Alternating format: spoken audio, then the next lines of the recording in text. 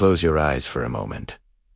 Just for a moment. Imagine waking up one morning and realizing that the world you thought you knew, the one with straight roads, flat ground, and predictable horizons, was never the whole story. Imagine that somewhere on this earth, the land itself decided to dream, and those dreams hardened into stone, twisted into towers, hollowed out into homes. What if I told you that place is real? What if I told you that today, right now, you are going to walk through it? Welcome to Cappadocia. Not the Cappadocia you've seen in photographs. Not the postcard version with the hot air balloons floating above a pastel sky while someone sips their coffee with perfect hair. No. Today you're going to feel the cold volcanic dust between your fingers. You're going to press your palm flat against a rock face that is older than most of the world's religions. You're going to stand in a valley so silent, so otherworldly, that for a few seconds, just a few, you will genuinely forget which century you belong to. This is your day. All of it. And it starts right now. It's 5:30 in the morning and the alarm goes off. Don't argue with it. Don't pull the blanket back over your head and promise yourself 5 more minutes. Those 5 minutes will cost you everything today. Because in about 90 minutes, the sky above Cappadocia is going to do something it does every single morning. And it does it with absolutely no concern for whether you're watching or not. Get up. Splash cold water on your face. Step outside. The air hits you first.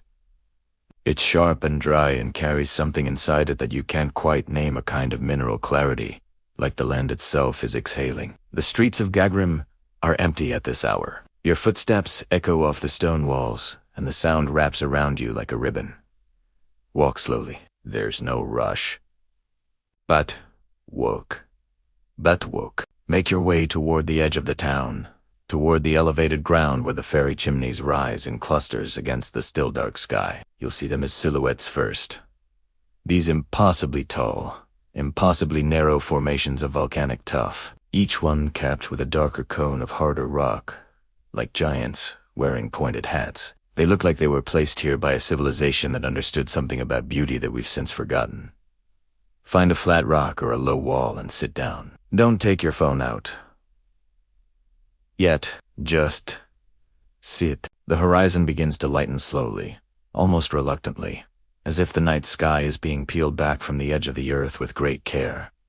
First, a deep navy, then a bruised purple. Then, as if someone somewhere has turned up a dimmer switch, a wash of amber and rose spills across the valley below you. The fairy chimneys catch this light and hold it. Their pale cream surfaces turn gold. The shadows between them deepen to violet. And then listen, you'll hear it before you see it. A low, rushing hiss of gas. Then another. And another. The balloons are launching. There are dozens of them. Some mornings, over 100. They rise from the valley floor in slow, majestic silence, their envelopes swelling with heat, their baskets swinging gently beneath them. Each balloon is a different color, a different pattern. And as they drift upward into the now golden sky above the stone landscape, the whole scene looks less like something that happens on Earth and more like the opening sequence of a film that doesn't exist yet but should. You don't need to be on one of those balloons to be moved by them. Watching from the ground, from Testi, with the cold air on your face and the light changing by the second around you. This is enough. This is more than enough. Breathe in. When the balloons have risen high enough to catch the full sun and the valley below is fully illuminated, it's time to move. Walk back into the center of Göreme and find a bakery. You'll smell it before you see it. The warm, yeast and sesame scent of fresh simit drifting out into the morning air like an invitation. Step inside. Order a simit and a glass of K. The Turkish black tea served in a tulip-shaped glass so small it fits in the curve of your fingers like something precious. Sit by the window. Watch the town slowly wake up. This is the best journalism in the world, watching a place come alive at its own pace, on its own terms. By mid-morning, you are ready to enter the valleys. And this is where Cappadocia reveals itself not as a destination, but as a labyrinth. A living, breathing, geologically violent labyrinth that happens to be extraordinarily beautiful. Start with Rose Valley, GL Vadisi. Enter from the Kebabı side. The path descends between walls of pink and orange rock. And as you walk deeper into the valley, the noise of the road above fades completely until there is nothing but the crunch of your shoes on the path, the occasional rustle of a bird in the brush, and the wind moving through the stone. The rock here has been carved by centuries of wind and rain into shapes that your brain will keep trying to categorize. That one looks like a face. That one looks like a cathedral. That one looks like nothing you've ever seen, and your brain gives up and simply accepts it. Look up at the walls on either side of you. Do you see the holes? The dark rectangular openings carved directly into the rock face. 10, 15, 20 meters above the ground. Those are doors. Those are the entrances to rooms where people lived. Real people.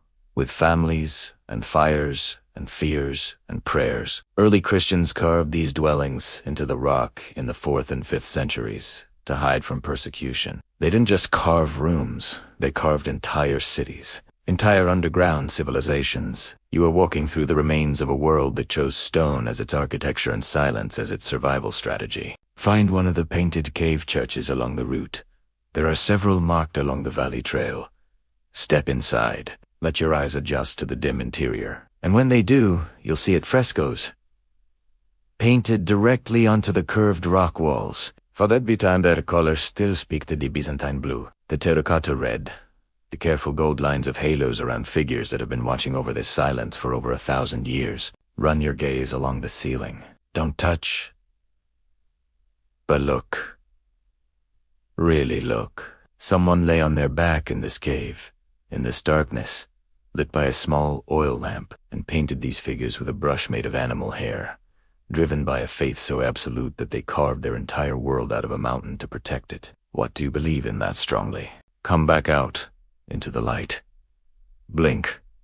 The valley is ahead of you, opening wider now into a broader section where the rock formations stand in clusters, some slender and tall, some squat and bulbous, some that have partially collapsed into elegant ruins. The light at this hour, mid-morning, is sharp and clear and makes every shadow crisp. This is the valley at its most legible.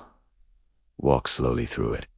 Stop whenever you want. There is no itinerary more important than what you're feeling right now. By the time you emerge from the valley and make your way back toward the town, your body is asking for something. Listen to Italiano, because you are about to eat one of the most unexpectedly satisfying meals of your entire trip. Find a small restaurant, not the ones on the main tourist drag with the laminated picture menus, but the smaller places tucked just off the main street. The ones where the menu is written on a chalkboard and the owner is also the cook. Sit down. Order the Testi Kebabı. Here's what's going to happen. The server is going to bring a clay pot to your table. It will still be sealed at the top, the clay stopper intact. And then, right in front of you, with a small hammer or a sharp knife, they are going to break it open. Not dramatically, carefully, expertly. And from inside the broken pot, a rush of steam will escape, carrying with it a smell so deeply layered, so warm and earthy and complex, that your stomach will forget it was ever anything other than completely empty. Inside is the lamb or chicken that has been slow cooking inside that sealed clay vessel, braiding its juices with onions and tomatoes and peppers and butter into something that isn't quite a stew and isn't quite a roast, but is entirely and perfectly itself. The meat falls apart at the touch of your spoon. Heat it slowly. Pay attention to the smokiness, the sweetness of the onion that is dissolved completely into the sauce, the way the butter binds everything together into a texture that coats the inside of your mouth with warmth. This dish is not just food. This is the geology of this place in edible form, layers upon layers, shaped by pressure and heat and time into something irresistible. Order a small plate of meze alongside it, the yogurt with garlic, the roasted eggplant, the flatbread still warm from the stone oven. Finish with a cup of Turkish coffee. Let the ground settle. Let the afternoon settle. If this video is making you want to pack a bag and just go, if you're watching this and feeling that specific, wonderful ache of wanderlust that you can't quite scratch, do me a favor. Hit that subscribe button. And the bell, because every week we go somewhere new, and you deserve to feel exactly this feeling as often as possible. Now, where were we? Ah, yes, the underground. Because Cappadocia doesn't just go up, it goes down. In the early afternoon, when the heat of the day sits heaviest on the stone and the tourist routes above ground are at their most crowded. Descend. Go underground. Derinkuyu, or Kemakelchus, either. But go. These are the underground cities that extend 8, 10, 11 stories beneath the surface of the earth. They were carved thousands of years ago, expanded over centuries, and at their peak could house tens of thousands of people along with their livestock, their food stores, their wine presses, their chapels, their schools. Step through the entrance and begin your descent. The tunnels are narrow. In some sections you will need to duck and turn sideways. The stone walls are cool and slightly damp. The light from your phone torch catches the carved surfaces of the rock and throws long shadows ahead of you. Move slowly. Don't ruse. Feel the temperature drop with each level you descend. By the time you reach the lower levels, the air is cold and still and carries that deep underground quiet that has no equivalent above the surface. A silence that isn't the absence of sound so much as the presence of deep, geological time. Look at the millstone doors. These enormous circular stones, each one weighing hundreds of kilograms, were rolled across the tunnel entrances from the inside to seal the underground city against invaders. Stand next to one and consider. The person who designed this mechanism, who understood that a rolling stone could be a door, who calculated the angle and the groove and the counterbalance. That person was a genius, an unnamed, uncelebrated genius whose work has lasted 3,000 years. Think about what you've built that might last 3,000 years. Come back to the surface when you're ready. The light will seem impossibly bright and warm after the underground. Sit for a moment just outside the entrance and feel the sun on your face with the specific gratitude of someone who has just been reminded, quietly, of what a remarkable thing it is to live above the ground. The afternoon softens into early evening and the light in Cappadocia begins its most spectacular performance. This is what photographers call the golden hour. But in Cappadocia, it lasts longer than an hour, and it does things to the landscape that you simply cannot prepare yourself for. Make your way to Sunset Point, above Göreme, the spot that every photograph of this place seems to come from. And yet somehow, when you arrive in person, the photographs have done nothing to diminish it. They have simply failed to capture it, which is